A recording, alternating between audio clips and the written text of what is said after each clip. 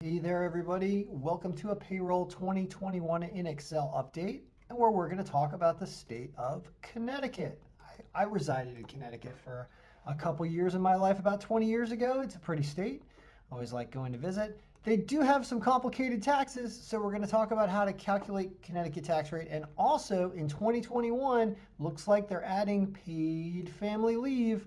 Going to discuss what it looks like they're doing, because even though as of this video on December 18th, 2020, Connecticut has not yet released formal guidance on how employers are supposed to start withholding paid family leave from their employees' checks in 2021. That's probably because the federal government also hasn't released a final publication 15, I have a feeling. So anyway, point is we'll talk about that as well and give you a head start on what's going to be happening next year. So let's talk about when you add an employee who's in Connecticut, right? If you choose Connecticut here, and this is a fully functional 50-state version of payroll, where if you have employees in all 50 states, this thing's going to work starting in 2021. So if you're interested, go to kenbraverman.com, read up on this, and watch some videos. If you're interested, contact me. So when you do Connecticut, you have to choose what's called the Connecticut Withholding Code.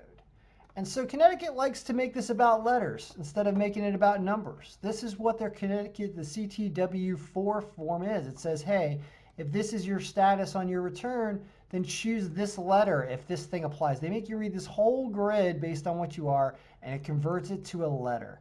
And this letter that you end up putting in this choice here, what's the letter? Oh, maybe the letter's, there's E in there and I have F. I guess it's supposed to be E. I don't know, whatever. The point is you choose the letter, and it's then going to do everything it needs to do all the way in here. Look at all these different formulas that we have to use to calculate Connecticut. Look at this. 22 different columns of formulas to calculate all the possibilities for a Connecticut state tax. You need to annualize your wages. You need to subtract out a personal exemption code based on the letter that the person chose. Then you have to annualize the taxable income after that. Then you got to initial annualize withholding, because there's another step and you're going to pull something else out. And then they're going to phase back slightly something depending on your income level.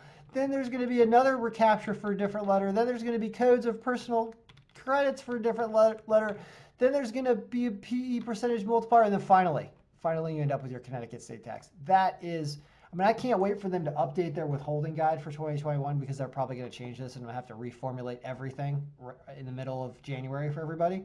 Can't wait to do that, because you can see how complicated all this really is. And to do it by yourself, pencil and paper, is laborious and painstaking. Now, there's another thing going on here, and that is, it's called multi-state PFL, which stands for paid family leave. There's some here for Connecticut now. It's 0.5%, 0.005. So it's 0.5% of your Social Security wages. That's what they said it's going to be. Social Security wages are supposedly going up to $142,000. Here, it's going to be right here. Social Security wage base is going up to $142,800 next year. That's supposedly the final number. If it changes, we'll update this file. But that's what the paid family leave in Connecticut should be. So when you look at something like the pay stub here, you're going to see that your employee in that first week of the year has this $9 in paid family leave if they got paid $1,800 for a weekly paycheck in Connecticut.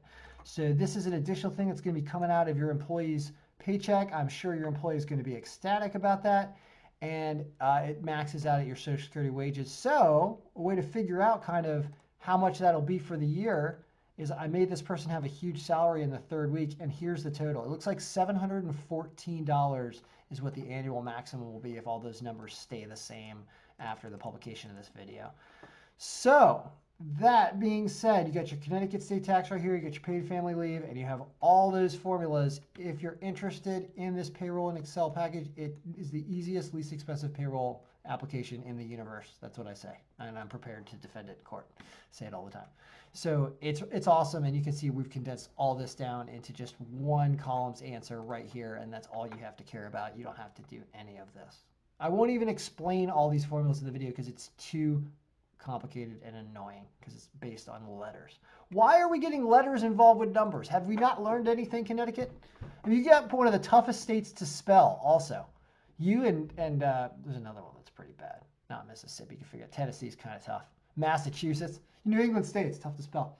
I'll be doing Massachusetts soon too.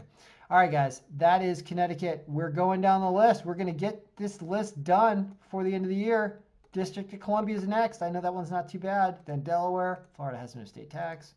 Georgia's a fun one. Hawaii I've never done. That should be fun. Very high unemployment wage maximum in Hawaii. All right, guys, that's Payroll in Excel 2021 update. We are going to keep doing this. Payroll in Excel should be easy, so make it so.